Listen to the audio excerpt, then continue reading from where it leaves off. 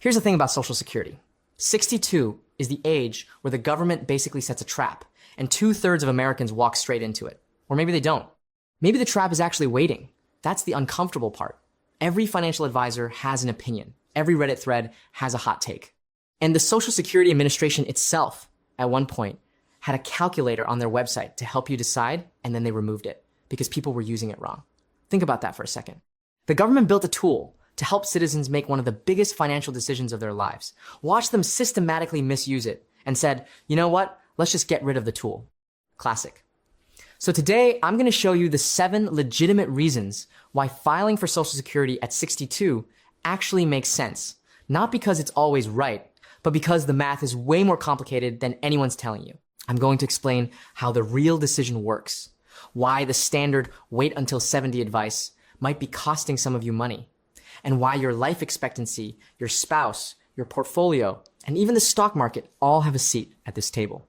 This is the video I wish existed before I spent hours going through actuarial tables and Social Security filing strategies. And yes, apparently there are 700 of them. By the way, I built a free early retirement calculator because most online ones are mathematically wrong. They miss key variables that BlackRock and Vanguard actually use in their modeling. It uses that same logic to expose the weak points in your plan. And I only ask for your email to send the report, so I don't store any of your financial data. Link in the description. Now, let me give you the central metaphor I'm going to use throughout this whole video because it's going to make everything click. Think of Social Security like a faucet. You've got a pipe in the wall. That pipe is pressurizing. Every year you wait, the pressure builds, and when you open the faucet, the water flows faster and harder. If you wait until 70, you've got maximum pressure. But here's the thing, the faucet is yours. You paid for it your whole working life. And if you wait too long before turning it on, some of that water just stays in the pipe. You never drink it, it evaporates, nobody refunds you the pressure. The whole debate around Social Security timing is essentially, when do you open the faucet? And the answer that most financial planners give you, wait, delay, be patient, ignores the fact that some people have legitimate reasons to open it early. 7 of them, actually. Let's build the model first, so you know what you're actually working with. I'm going to use a fictional character, call him Professor Pat. Pat earned $90,000 in his final working year, which is roughly half the current Social Security wage cap. That's a realistic upper middle class income. Pat has 3 choices. He can file at 62 and collect about $2,238 per month. He can wait until his full retirement age, which for most of you watching this is 67, and collect around $3,198 per month. Or he can delay all the way to 70 and get $3,966 a month. Now, the classic break-even analysis says, figure out which scenario puts more total dollars in your pocket by the time you die. Simple math, right? File early and get lower payments for longer, or file late and get bigger payments for fewer years. The crossover point, the break-even, is somewhere around your early 80s. And this is where it gets really interesting. The Social Security Administration actually assumed an average life expectancy of around 84 years for someone who has already reached age 62. Not 79. 79 is average at birth. If you've made it to 62 without a major health catastrophe, the actuarial tables say you've probably got about 22 more years. That's 84. So if Pat lives to 84 and files at 62 with 0 cost of living adjustments, he collects roughly $615,000 total. If he waits until 67, he gets more per month, but has fewer months, and he ends up with less overall. Filing early wins by about $72,000, but you might be thinking, okay, so just file at 62 and you're done? Not so fast. Change the life expectancy assumption by just 3 years. Drop it from 84 to 81 and suddenly filing at full retirement age is the better play. Drop it 6 years to 78. And filing at 62 versus 67 is almost exactly the same. The optimal strategy in that reduced life expectancy scenario is actually filing at 65, right in the middle. You think the problem is early versus late, but actually the problem is that you don't know when you're going to die. Nobody does. And that uncertainty is the whole game. Now let's talk about something nobody mentions in the basic break-even analysis, the cost of living adjustment, the COLA. In the traditional break-even model, people set COLA to 0. But every year, Social Security benefits are adjusted for inflation. And here's the compounding kicker. If your base benefit is larger because you delayed, your COLA increases are also larger. It's the exact same logic as compound interest. A 3% increase on $3,966 is a very different number than 3% on $2,238. Over a lifetime, that gap becomes enormous. Add realistic COLA assumptions back into the model, and suddenly, delaying to 70 versus filing at 62 is a $246,000 difference. Not $70,000, $246,000. That's a different decision. By the way, hit subscribe if you like the content. Otherwise, YouTube's algorithm may never show you my videos again. So with all that context set, let's go through the 7 situations where filing at 62 actually makes logical, defensible, non-emotional sense. Reason 1, your health is genuinely bad, or your family history is terrible. This is the most obvious one, but people still feel weird saying it out loud. If your father died at 73, and your grandfather died at 71, and you've already had one cardiac event, the break-even math shifts dramatically. Waiting for a higher monthly payment doesn't help you if you're not alive to collect enough of it. Filing early ensures you actually extract value from a system you paid into for decades. The faucet analogy lands perfectly here. If your pipe is leaking, you open the faucet now. Reason 2, you want to enjoy your retirement while you're physically capable. This one gets dismissed as emotional reasoning, but it's actually rational. There's substantial evidence that spending patterns in retirement follow a predictable curve. High in the early go-go years, lower in the middle slow-go years, and very low in the final no-go years. The money you have at 63 is not the same as the money you have at 79, even if the dollar amounts are identical, because your ability to enjoy it is not the same. I heard a story once about a man who spent his entire career delaying gratification, waiting for the right moment, the better salary, the bigger portfolio. He retired at 72 with more money than he'd ever imagined. He spent the first 2 years of retirement attending medical appointments. By the time he had real freedom, he couldn't do half the things he'd planned. The money was there, the life wasn't. That's not a math problem. That's a timing problem. Reason 3, your spouse can unlock spousal benefits when you file. Here's a coordination play that most people completely ignore. If your spouse didn't work long enough to qualify for their own substantial Social Security benefit, or if their benefit is significantly lower than yours, they may be eligible for spousal benefits equal to up to 50% of your full retirement age benefit.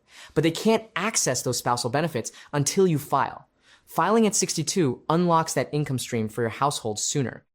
If there's a large earnings disparity between you and your spouse, this can be a significant household income boost that changes the entire calculus. Imagine 2 people at the retirement planning office. Advisor says to the higher earner, you should delay until 70. Higher earner nods. Nobody mentions that their spouse has been sitting at home for 20 years with a minimal work record and 0 individual benefit. That household just left years of spousal income on the table. Classic. Reason 4, your spouse has a terminal or serious health diagnosis and a high benefit amount. This is the most counterintuitive one, and in my view, the most financially important. Here's how it works. If your spouse is the higher earner and has a serious health condition, their expected lifespan may be shorter than average. When they die, you as the surviving spouse inherit their benefit, the survivor benefit. So the strategy becomes file for your own benefit at 62 now, collect your smaller amount while your spouse is alive, and then when your spouse passes, you switch to their larger survivor benefit. You essentially double dip in the best possible way. You collect something rather than nothing during the period while your spouse is alive, and then you transition to the bigger faucet when the time comes. This is the single scenario where I think early filing is the most logically sound choice, regardless of most other factors. Reason 5, the stock market just crashed. This one is genuinely underrated, and almost nobody talks about it outside of academic Social Security research. If you're drawing down your investment portfolio in retirement and the market drops 40 or 50%, think about what happened during the financial crisis. Think about the dot-com collapse. Selling your assets at a 50% loss to cover living expenses is brutal. It destroys your ability to recover. But if you turn on Social Security early, you create a guaranteed income floor. You stop liquidating assets at depressed prices. You give your portfolio time to recover. Filing early during a market crash isn't weakness. It's a hedge. The faucet becomes a pressure release valve for your investment portfolio. And here's the flip side of that same coin. If you haven't started drawing down your portfolio yet and the market collapses, you could turn on Social Security and take that monthly income directly into discounted equities. You're buying when everyone else is panic selling, funded by guaranteed government income. That's not a crazy strategy. That's actually the kind of move that looks obvious in hindsight. Financial advisor on the phone. Now is not the time to make emotional decisions. You filing for Social Security and buying index funds at 60 cents on the dollar. Reason 6, taxes, specifically provisional income and the tax torpedo. Right now, up to 85% of your Social Security benefit can be taxed if your income exceeds certain thresholds. But here's the planning angle. If you're currently in a low income period, maybe you're between jobs, maybe you've already retired, but your required minimum distributions haven't kicked in yet, your Social Security income right now might be taxed very lightly or not at all. After age 73, you're required to take minimum distributions from your traditional retirement accounts. Those distributions increase your taxable income. If your Social Security is already running by then, you've collected years of lower tax income before the RMD flood hits. Filing early, in some cases, is a tax management move. Reason 7, you simply need the money. And I'm going to say this without any condescension because this applies to more people than want to admit it. Life doesn't always follow the plan. Medical bills happen. Businesses fail. Pensions disappear. Family members need support. Social Security exists as a foundational safety net. And if you need it, using it is not a failure. It's the entire point of the system. Now, let me make all of this concrete with a real number scenario. Take a woman I'll call Sandra. She's 62, recently retired, married to a husband who's 65 with a higher Social Security benefit, but also a serious heart condition.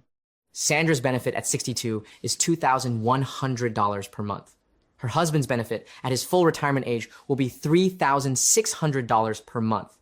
If Sandra waits until 67, her benefit increases to about $2,900. That's $800 more per month. Sounds great. But her husband passes away at 69. If she'd waited to file, she would have collected zero of her own benefit for 7 years, then switched to his survivor benefit anyway.